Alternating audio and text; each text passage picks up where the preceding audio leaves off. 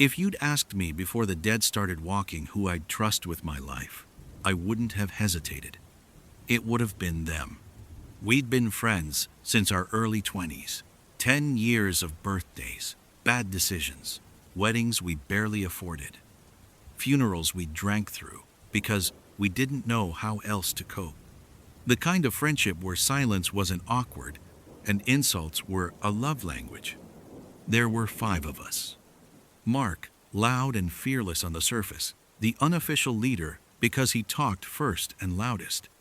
Ethan, quiet, clever, always watching he remembered things the rest of us forgot. Jess, tough as nails, practical, never wasted words. Ryan, the joker, the glue, the one who kept things light when everything felt heavy. And me. I was the average one.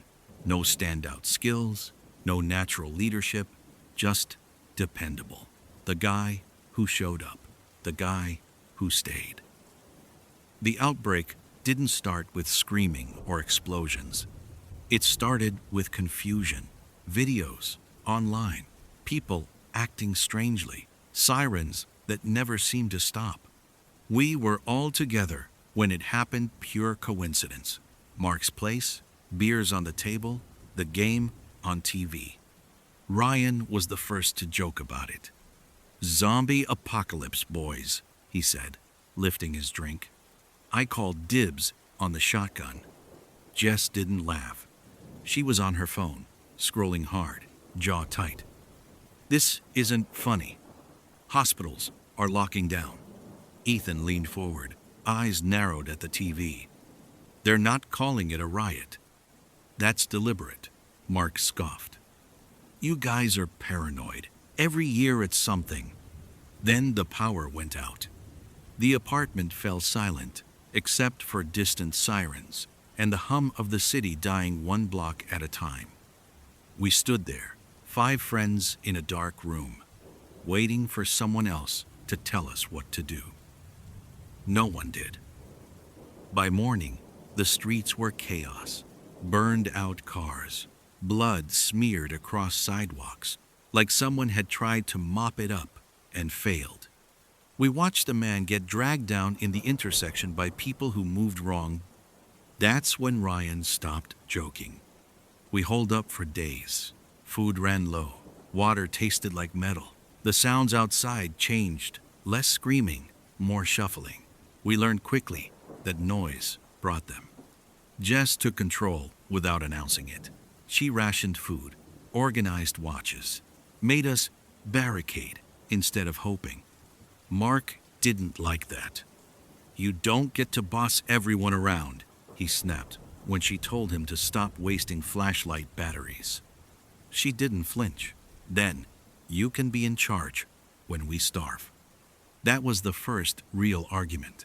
The first time I felt the shift. Stress doesn't create cracks. It reveals them. When we finally moved, it was because Ethan figured out the water system would fail soon. He didn't ask if we trusted him. He assumed it. The city burned behind us as we headed for the industrial outskirts. Backpacks heavy, weapons improvised. We lost Ryan's car to a horde and nearly lost Ryan with it. Mark shoved him out of the way at the last second. Everyone praised Mark for that. I noticed he'd pushed toward me. We found shelter in an old distribution warehouse. Tall fences, loading bays we could block. It wasn't a fortress, but it was defensible. For a while, it worked. We scavenged together, ate together, slept in shifts, talked about before, because talking about after felt like tempting fate. But survival changes the math. Mark started keeping track of who pulled their weight, loudly, publicly. Ryan messed up on watch, once fell asleep. Nothing happened, but Mark tore into him anyway. "If you can't stay awake, you're a liability." Ryan laughed it off, but I saw the hurt stick. Ethan began hiding information. Little things, extra batteries, a map he didn't share until Jess confronted him. "Why didn't you tell us?" she asked. "I was thinking," he said calmly. "Not everything needs to be group knowledge." That answer sat wrong in my gut. Then there was the food. We were down to 3 weeks, maybe 4 if we stretched it. One night, I woke up thirsty and caught Mark in the supply corner, back turned, eating straight from a can. He froze when he saw me. "Don't say anything," he said. Not asked. I should have confronted him, told the others, but he was my friend, 10 years, and he'd saved Ryan. So I nodded. That was my mistake. The first death in our group wasn't a zombie. It was a scavenger who tried to sneak in through the fence. Jess shot him without hesitation. Clean, efficient. Mark congratulated her. Ryan threw up. That night, I realized something important. We weren't a group anymore. We were 5 individuals, pretending we were still friends. And in this world, pretending gets you killed. The dead didn't scare me anymore. That realization crept up slowly, like a stain spreading across fabric. I noticed it the first time I stepped over a body without flinching. The second time, I used a crowbar on a skull and felt nothing afterward. Fear burns hot, but it burns out fast when it's fed every day. What scared me was the living. We stayed in the warehouse for another week. The fences held. The routines became muscle memory. Wake, eat, patrol, scavenge, sleep, repeat. Survival boiled down to logistics and luck. And luck, I was learning, was something people hoarded. Mark started assigning scavenging pairs for efficiency. Funny how he always ended up paired with whoever had the most energy that day. Funny how he never volunteered for fence repairs anymore. Jess noticed too. "You seeing this?" she asked me quietly one night, while we reinforced a loading door. I nodded. "Yeah." "Say something." "He won't listen." She snorted. That's never stopped him from talking. Jess was blunt, but she wasn't cruel. She believed in fairness, in balance, in earning your place. That kind of thinking works in civilization. Out here, it was already becoming a liability. Ryan was fading, not physically, mentally. The jokes were fewer, thinner. He laughed a little too loud when he did laugh, like he was trying to convince himself more than anyone else. Ethan stayed sharp, too sharp. He'd taken over route planning, inventory tracking, radio scanning. Useful, necessary. The first real fracture came on a supply run. Jess, Mark, Ethan and I went out. Ryan stayed back on watch. He'd begged to come, said he needed air, but Mark shut it down. "Last time you needed air, you slept through a shift." Ryan didn't argue. That scared me more than if he had. We hit a small grocery store on the edge of an industrial park. Shelves stripped bare, but the back room still had cases of canned food. Jackpot. Enough to extend our timeline by weeks. That's when the noise started. A metal crash from outside, then moaning, lots of it. "Move," Jess hissed. We grabbed what we could, but Mark stopped at the door, listening. "There's too many," I said.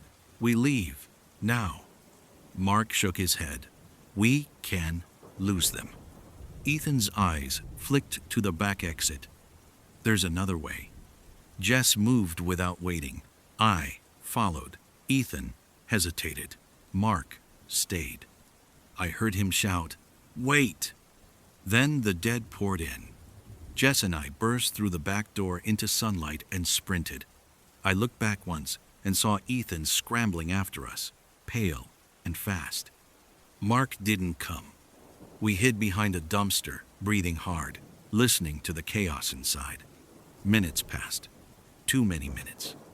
"He's dead," Ethan whispered. Jess clenched her jaw. "He's not." We were about to move when Mark appeared around the corner, limping, Blood smeared across his arm. He dropped his bag and collapsed. "You left me," he said, between gasps, staring straight at me. Jess opened her mouth. I cut her off. "We thought you were behind us." It wasn't true. Not fully, but it wasn't a lie. Mark stared at me for a long time. Something shifted behind his eyes. Not anger. Calculation. Back at the warehouse, Ryan rushed to him, relief flooding his face. "Holy shit, man. I thought—" Mark hugged him. "Hard. Too hard." "I knew you wouldn't leave me," Mark said loudly. I watched Ryan's face light up, desperate for that approval. That night, Ethan approached me while Jess slept. "Mark blames you," he said calmly. "I know. He's going to start making moves." "Why tell me?" Ethan smiled thinly. "Because I want options." That was the moment I understood him. Ethan didn't believe in loyalty anymore. He believed in positioning. The next morning, we discovered food missing. Mark called a meeting. Someone was stealing. That was the accusation. The implication hung thick in the air. Ryan looked around nervously. Jess crossed her arms. Ethan stayed silent. Mark's eyes landed on me. "I think we should talk about trust." Jess snapped. "Oh, spare us." Mark ignored her. "Some people hesitate when it's time to act. Some people run." The room went quiet. "You saying he left you?" Ryan asked. Mark sighed. "I'm saying I noticed." Ryan looked at me, hurt flashing across his face. "Did you?" I met his eyes. We were splitting up. He didn't look convinced. That night, Jess woke me. "They're talking without us." We watched from the shadows as Mark, Ethan, and Ryan whispered near the fence. Heads close, voices low. "What do we do?" I asked. Jess's face was hard. "We prepare." For the first time since the world ended, the dead weren't the immediate threat. We were, and everyone knew it. The question wasn't if someone would betray the group. It was who would do it first. Jess was right. They were talking without us. Once you see it, you can't unsee it. The way conversations stop when you walk in. The way people suddenly find something else to look at. The way decisions get made elsewhere and handed to you like they're already settled. The warehouse didn't feel safe anymore. Not because of the fences or the dead outside, but because every night felt like sleeping in a room full of loaded guns. Mark started changing routines. Scavenging times shifted without discussion. Supply counts happened privately. Watches were reassigned, so Jess and I were never paired together. Always separate, always isolated. Classic divide and control. Ryan followed Mark like a shadow. It wasn't blind loyalty, it was fear. Ryan needed someone to believe in, needed someone loud enough to drown out the doubt in his head. Ethan floated between everyone, collecting information like currency. He never committed, never took sides. He didn't need to. The breaking point came faster than I expected.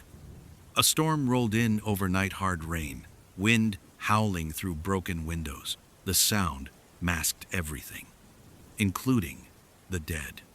When the fence alarm finally tripped, it was already too late. Zombies pressed against the south fence, dozens of them, drawn by something we'd missed, a loose panel, a clanging chain. Human error. We scrambled. Jess and I took the fence. Mark shouted orders. Ethan ran logistics. Ryan panicked. "Reload!" Jess yelled. I reached for the ammo crate. It was empty. "What the hell?" I muttered. I sprinted inside, heart pounding, rain soaking through my clothes. The main supply area was chaos lights swinging, water dripping from the ceiling. That's when I saw it. The ammo wasn't gone. It had been moved, stacked neatly near the north exit, near Mark's pack. Understanding hit me like a punch to the throat.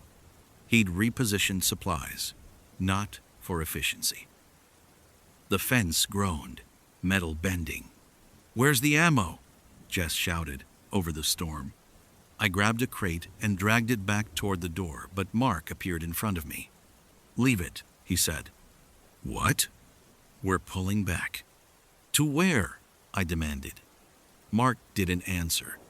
He looked past me toward the north exit, toward Ryan and Ethan, already geared up. Jess fired again. The fence buckled. "We can hold it," she yelled. 5 more minutes." Mark stepped closer to me, voice low. "We can't save everyone." I stared at him. "You planned this." His jaw tightened. The fence collapsed. Zombies poured in. Jess screamed my name. Mark shoved me aside and ran. I hesitated. That half second nearly killed me. A zombie lunged. I barely got the crowbar up in time. Its teeth snapped inches from my face. I swung again and again until it dropped. By the time I reached the exit, Mark, Ethan, and Ryan were gone. They'd taken food, ammo, medical supplies. They'd left us with scraps. Jess and I barricaded ourselves in the office upstairs. It wasn't defensible long term, but it bought time. We stayed silent, listening to the dead roam below, rain pounding the roof like judgment.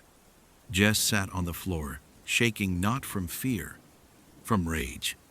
"He did this," she said quietly.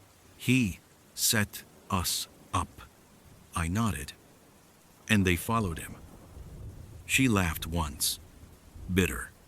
10 years. We waited until morning. The warehouse was lost. We slipped out through a broken window and moved east, avoiding roads, scavenging just enough to keep going. Neither of us spoke much. There wasn't anything left to say. By the third day, we saw smoke. A camp, barricades, vehicles, people.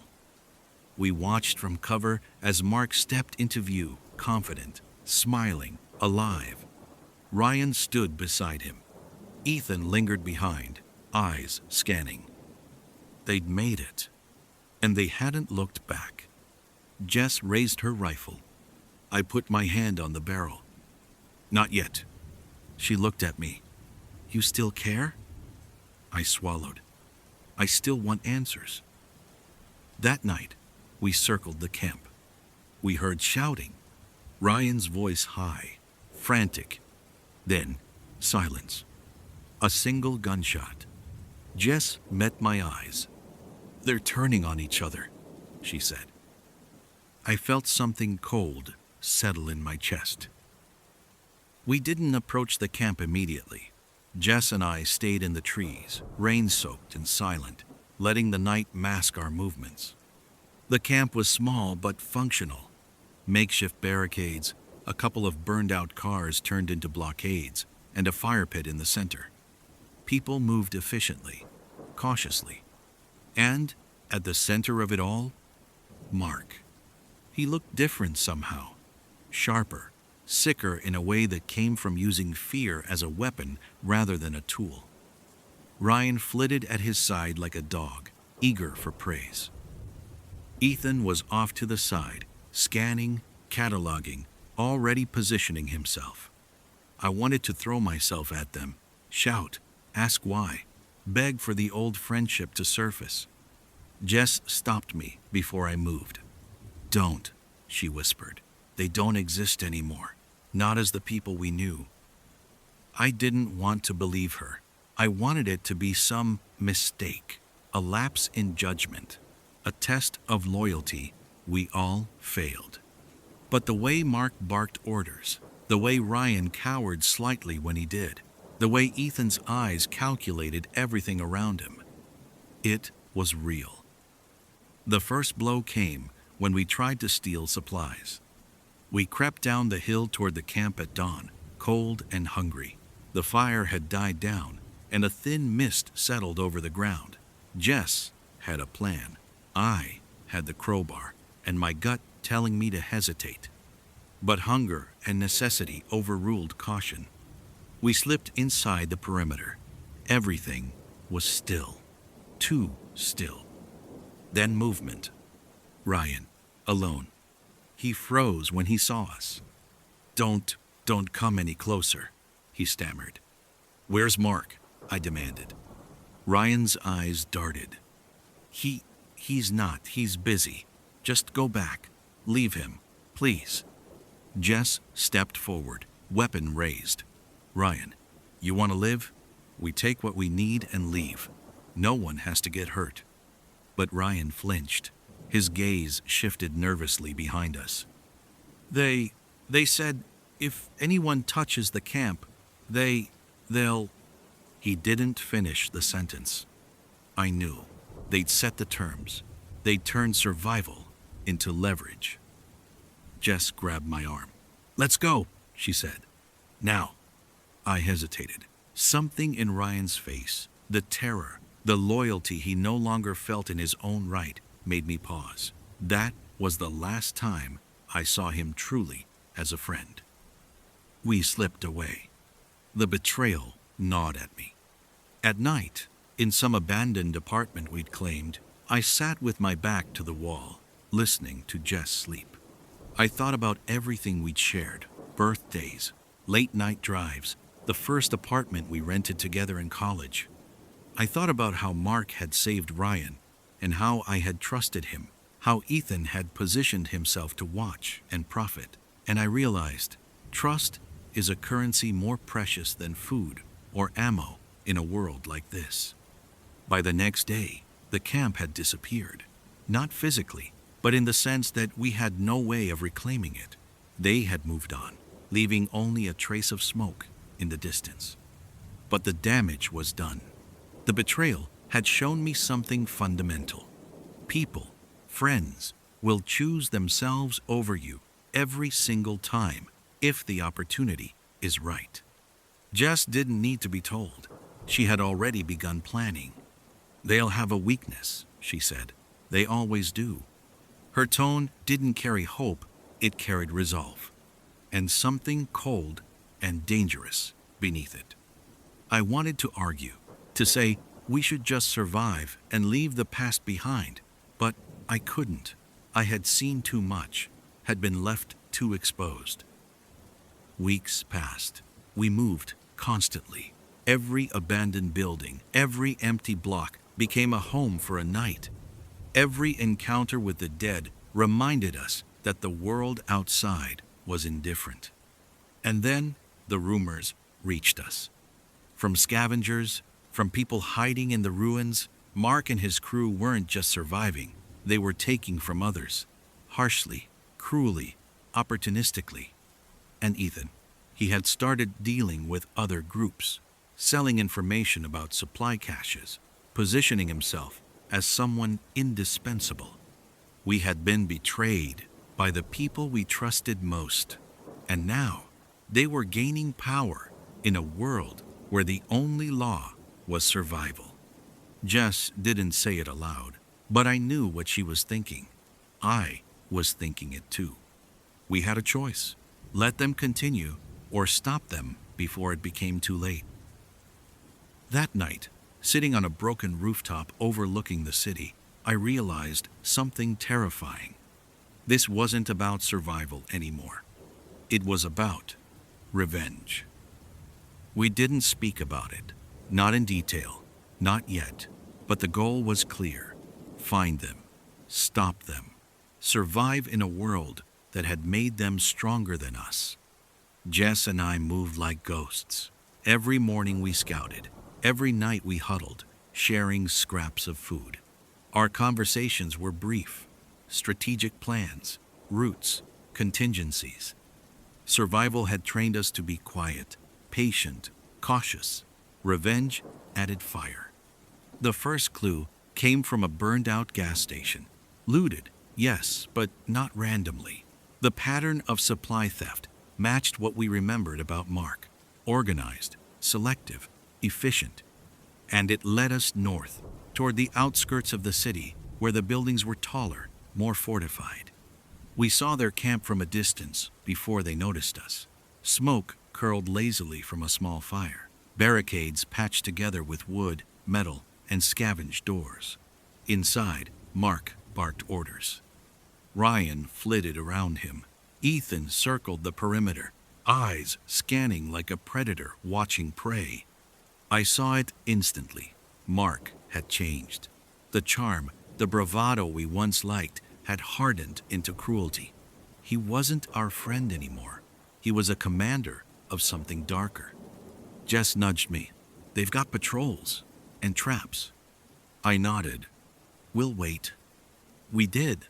2 days of observation, learning the routines, noting weaknesses. The more we watched, the more the old friendships eroded in my memory. Every small laugh, every careless glance between Mark and Ryan, it was proof that the past no longer existed. Then the first break came. A supply run from the camp. Only Ethan went. He moved with confidence, carrying extra ammo and food. He didn't notice us, but he did notice a small group of scavengers approaching from the east, and he betrayed them immediately. He didn't warn the scavengers. He didn't retreat. He waited, let them get closer. Then he cornered them, took their supplies, left one alive to spread the story. Jess swore under her breath. The same as before. He hasn't changed. We followed Ethan back, careful, silent. That night, we watched as he entered the camp carrying stolen supplies. Mark and Ryan greeted him with smiles and approval. There was no honor among them, no loyalty, only survival and selfishness. We made a decision not to attack yet, not while we were weak. But we started taking small actions, removing supplies from the edges of their territory, leaving signs that someone was watching, sowing doubt. And it worked. The cracks appeared first in Ryan. He started questioning Mark's decisions in quiet, almost imperceptible ways. "Are you sure about that?" he'd ask during supply runs. Mark would shut him down instantly, but the seed of doubt was there. Jess noticed it immediately. "He's not loyal," she said.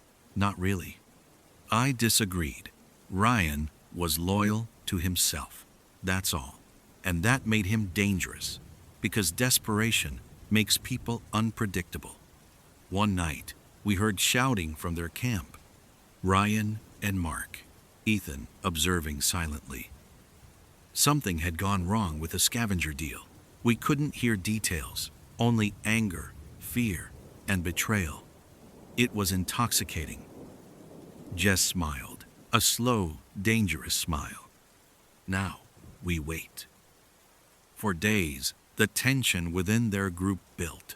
We stayed hidden, feeding ourselves from other sources, letting them destroy each other quietly.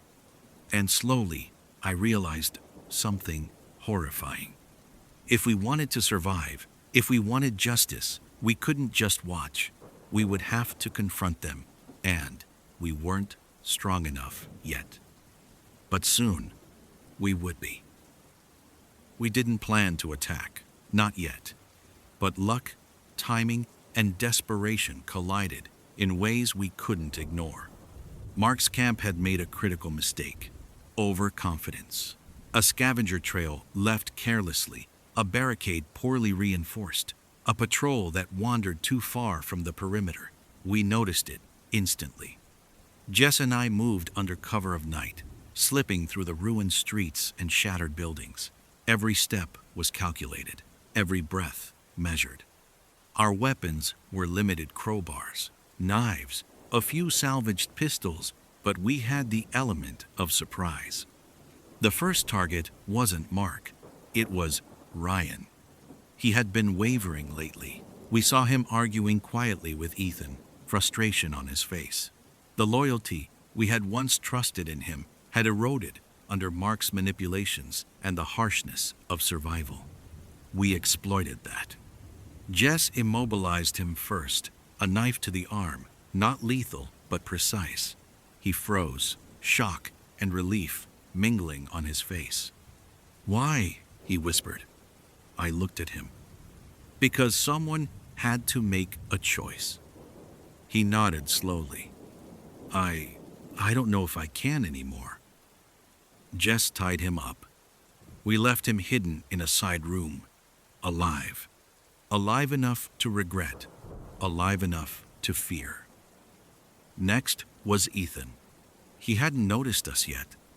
We struck from the shadows, using the darkness and the ruined structures as cover. A quick strike, a blow to the head with a crowbar, and he crumpled. We dragged him into the same room as Ryan. "See what happens when you betray?" Jess said softly. They both looked at us with fear and recognition. This wasn't the people they remembered. This was vengeance incarnate. Then came Mark. He had been observing, carefully orchestrating, but even he wasn't ready for what he found. We had the upper hand position, surprise, and the raw fury that comes from being wronged by someone you once trusted with your life. He laughed when he saw them tied, his confidence unshaken. "You think you can stop me?" "I don't think," I said. "I know." Mark lunged. I met him with the butt of my weapon, the impact rattling my arms. He fought, wild and desperate, but I had learned patience. Jess circled, cutting off his escape.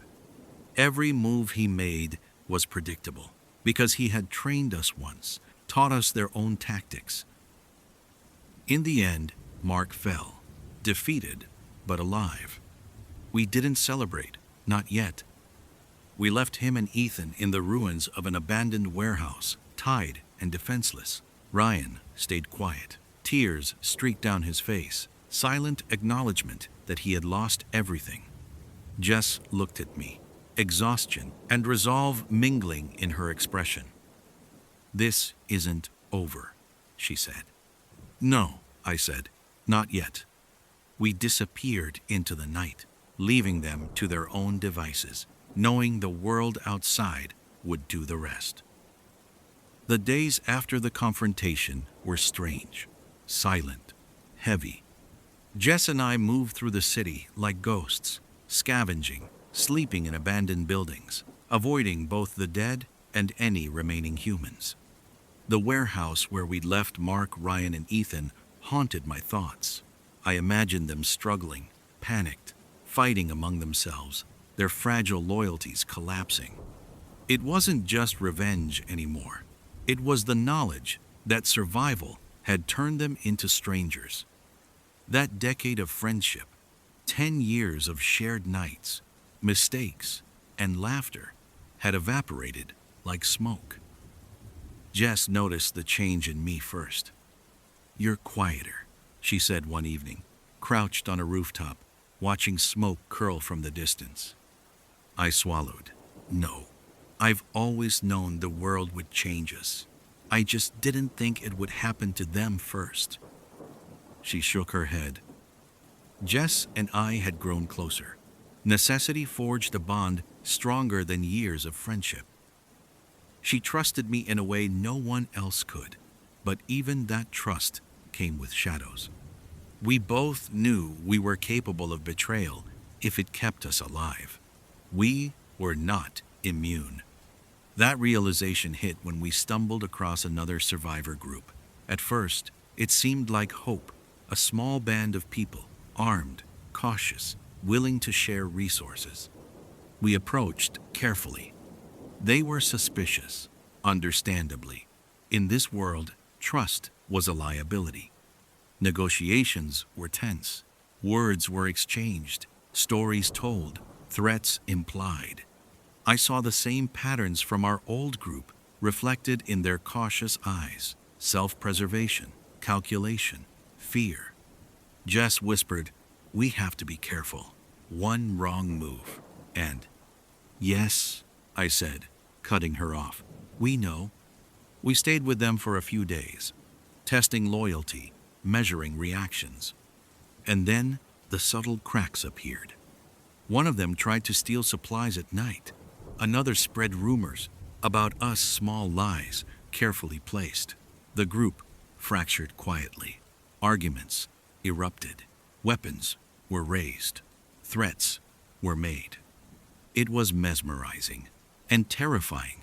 The same story repeated itself over and over. Fear makes people cruel. Loyalty is temporary. Trust is dangerous. Jess and I left before it got violent. We walked into the night, carrying what we could. The camp hadn't moved. Mark, Ryan, and Ethan had entrenched themselves in the remains of an old factory on the outskirts of the city. Fires burned in barrels, smoke curling into the gray sky. Their presence was almost ceremonial proof that the living could still carve dominion in a dead world. Jess and I watched from a ruined rooftop across the street. "It ends tonight," she said, softly. We waited for nightfall, letting shadows stretch, letting the world around us settle into an uneasy silence. Every step, every movement had to be precise. One mistake would mean death, or worse, capture. We moved first. The streets were empty, littered with debris, rusted vehicles, and abandoned belongings.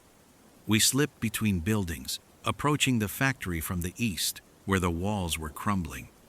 Inside, the three of them waited, or perhaps they were hunting, we couldn't tell. Mark saw us first. His laughter carried across the open space, chilling in its familiarity. "Well, well," he said. "Did you miss me?" Ryan stayed behind him, nervous but defiant, trying to mimic some loyalty he no longer felt. Ethan leaned casually against a support beam, scanning, calculating. Jess stepped forward, weapon ready. "This ends tonight, Mark." Mark raised a hand. "Do you know what you're asking? This isn't a game anymore. Survival isn't a choice. It's a test, and you've already failed it." I stepped closer. "No, you failed it. You forgot what friendship meant." For a brief second, I saw the boy I had once laughed with, the man who had saved my life and Ryan's. That man didn't exist anymore. What remained was something darker. The confrontation erupted in chaos. Mark lunged first, a knife flashing. I met him with my crowbar, the impact jolting my arms, my entire body tense. Jess moved fluidly, covering my blind spots, taking down Ryan when he tried to flank. Ethan calculated, tried to find an angle, but we anticipated him. Blood mixed with rain, metal clashed against wood and concrete. Ryan fell first, writhing, begging, pleading for mercy. Jess hesitated, then spared him, dragging him unconscious into a corner. Ethan went next. Quick, but not fast enough. Jess's knife met him in the chest. He slumped, eyes wide in disbelief. Mark remained, wild and desperate. We circled him. I could see the realization in his eyes. 10 years of friendship had been burned away by hunger, fear, and ambition. "This isn't over," he spat. "It is," I said. And with a final blow, we ended it. The factory was silent. The fires burned low. Rain fell over the bodies of the dead and the living alike. Jess collapsed against a wall, breathing heavily. I dropped to the floor beside her. Silence stretched between us. For the first time in months, I allowed myself to feel something other than rage or fear. Relief, exhaustion, grief. We left the factory before dawn, carrying what supplies we could, moving east. The dead were everywhere, but we had learned their patterns, their weaknesses. And so we walked. The city stretched ahead, empty, indifferent, waiting. And we would face it.